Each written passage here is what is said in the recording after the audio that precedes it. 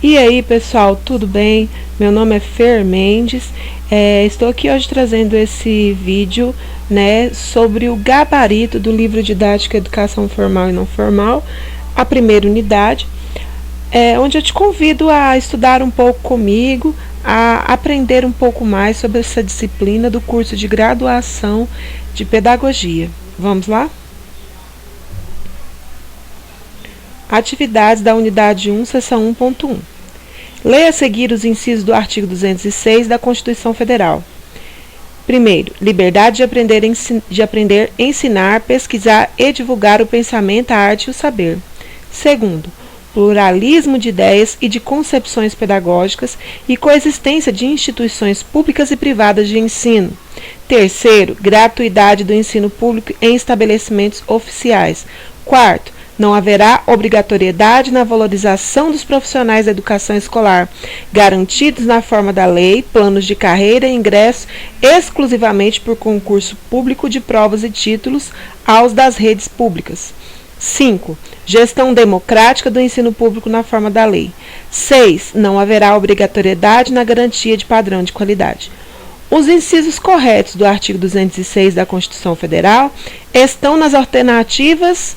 Bom, a resposta correta é apenas os incisos 1, 2, 3 e 5, pois o inciso 4 aqui, que está dizendo não haverá obrigatoriedade na valorização dos profissionais, já está errado, porque existe sim, na Constituição, essa questão da valorização dos profissionais. Nós temos até aqui uma charge, na figura ao lado, piso ou não piso na sala de aula, brincando aí com a temática, da palavra piso, referente também ao piso salarial. Então, temos sim que valorizar, garantido pela Constituição, a valorização do profissional, do professor.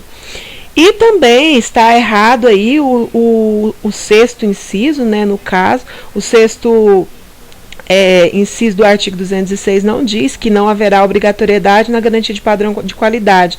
Pelo contrário, existe sim a necessidade de se ter uma obrigação de padrão de qualidade. Unidade 1, seção 1.1, questão 2. Com relação à estrutura do sistema de ensino nacional, leia as afirmativas. Primeira, a educação se divide em dois níveis, educação básica e ensino superior. Segunda, a educação básica se divide em educação fundamental e ensino médio. Terceira, a educação básica vai de 0 a 17 anos, passando pelas seguintes etapas: creches, ensino infantil, fundamental e médio. Com relação às afirmativas, a sequência correta de verdadeiras e falsas está na alternativa. Bom, o correto então é verdadeiro, falso e verdadeiro.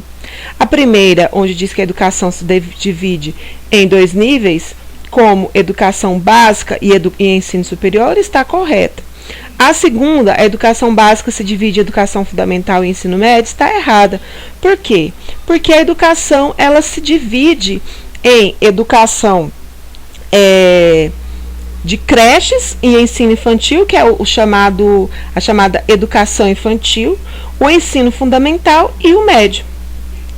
E na afirmativa 3, nós vemos que a educação vai de 0 a 17 anos? Sim, e ela se divide dessa maneira: creches, ensino infantil, o ensino fundamental e o ensino médio. Vamos lá para número 3, unidade 1, seção 1.1, atividade número 3. Tanto a educação formal quanto a não formal são necessárias e indispensáveis para viabilizar o entendimento de educação integral, integrada e integradora. Considerando o conceito de educação e as formas de educação formal e não formal, assinale a alternativa correta. Resposta: a alternativa correta é a que diz: a grande questão da educação não formal, se é que poderíamos dizer, trata-se de uma forma de educação em que os espaços para o processo ensino-aprendizagem estão fora da escola, localizados em território onde se desenrolam as trajetórias de vida dos sujeitos, alvo da proposta educativa. Então, a educação não formal ela é definida como aquela que se trata de uma forma de educação em que os espaços educativos, eles acompanham a vida do sujeito. Ela não está necessariamente dentro da sala de aula, está nas comunidades, está nos movimentos sociais, nas ONGs, enfim. Então, agora a gente vai para a unidade 1, seção 1.2, né, que é o segundo capítulo da unidade 1. A primeira atividade. Ninguém pode virar baleia, rato ou leão, mas todos podemos nos transformar em membros de outras sociedades, adotando seus costumes, categorias de pensamento e classificação social. Podemos dizer que o Echert se refere a que conceito descrito a seguir? Bom, a resposta correta é relativismo cultural. O que seria esse relativismo cultural? É que a cultura ela é uma questão relativa, a gente tem que evitar julgar a partir de uma referência individual, de uma referência da nossa experiência de vida. Porque se a gente se colocar no lugar do outro, a gente percebe que trata-se só de aonde você nasceu, em qual sociedade você foi criada. Então a cultura é uma questão muito relativa. A unidade 1, seção 1.2, segunda questão. Com relação ao sistema escolar brasileiro, podemos dizer: a falta de estrutura adequada e ambientes mais atrativos com recursos tecnológicos e a falta de investimento e valorização efetiva da docência transforma as diferenças sociais, pobrezas e desigualdades do sistema de ensino em processos cada vez maiores de indisciplina ou violência. A segunda questão diz: em nossa sociedade, a instituição escolar não pode ser considerada um espaço de produção de subjetividade, que define o sujeito por meio das relações de poder entre professores e alunos.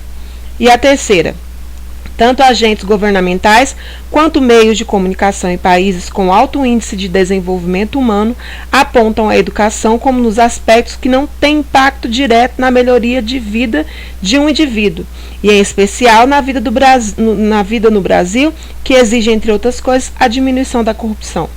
Então a gente já percebe que a 2 e a 3 não condizem, estão erradas.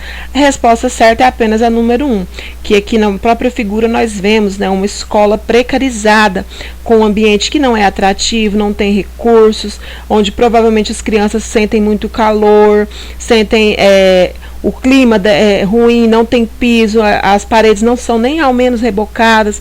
Então, assim, é uma falta de recurso e de investimento, né, que produz essa diferença social e as desigualdades. Então, a resposta certa é apenas a 1. Atividade da unidade 1, seção 1.2, atividade número 3, questão número 3. O espaço se baseia em ideias de inferioridade, enquanto há espaço em diferenças de culturas. Bom, essas lacunas podem ser preenchidas corretamente com os conceitos encontrados na alternativa. A alternativa correta é racismo e xenofobia, porque o racismo ele se baseia na ideia de que uma outra raça é inferior à sua raça. E a xenofobia ela vai além da questão da diferença de raças. É a questão da diferença também de culturas. Então eu tenho um certo preconceito, uma certa diferença com pessoas que têm uma cultura diferente. A unidade 1, seção 1.3, atividade 1. Então, essa é a primeira atividade do capítulo 3, dentro da unidade 1. O poder está em toda parte, não porque englobe tudo, e sim porque provém de todos os lugares. O poder no que tem de permanente, de repetitivo, de inerte, de autorreprodutor, é apenas efeito de conjunto esboçado a partir de todas essas mobilidades, encadeamento que se apoia em cada uma delas e, em troca, procura fixá-las. O poder não é uma instituição e nem uma estrutura, não é uma certa potência de que alguns sejam dotados. É o nome dado a uma situação estratégica complexa numa sociedade determinada. A alternativa, que tem a melhor definição do conceito exposto, é: Bom, com certeza, como o próprio texto diz, é a alternativa que diz que o poder engloba tudo e a todos, porque na realidade eles provêm de todos os lugares e está em todos os lugares. Vamos para a próxima. Unidade 1, seção 1.3, atividade número 2. A questão 2 diz: com relação à cultura política, assinale o item que melhor a define. Bom, a resposta correta é aquela que diz que é definida como conjunto de orientações subjetivas de determinada população. Porque a cultura, ela refere-se ao conjunto de orientações, a maneira como essa população, naquele determinado local, fomenta suas práticas, em determinada região, em determinado país, como que a sociedade se desenvolveu naquele local. Isso é chamada cultura política. Unidade 1, seção 1.3, a última questão da unidade 1 é a questão número 3, que diz: genealogia do poder e campo são conceitos respectivamente de. Bom, nesse caso, a gente diz que a genealogia do poder é sim um conceito de Foucault e a questão do campo é um conceito de Bourdieu. Então, a resposta correta é Michel Foucault e Pierre Bourdieu. É isso, pessoal. Espero que tenham gostado. Espero que esse vídeo seja produtivo. Se o livro já tiver outras questões diferentes, a gente pode também, você deixa nos comentários que a gente já pode abordá-las também. Se você também tem algumas outras dúvidas, a gente pode bater um papo a respeito do assunto. Mas no mais, se inscreva no canal, curta, comenta, compartilha, me ajuda a divulgar informações. Vamos estudar juntos?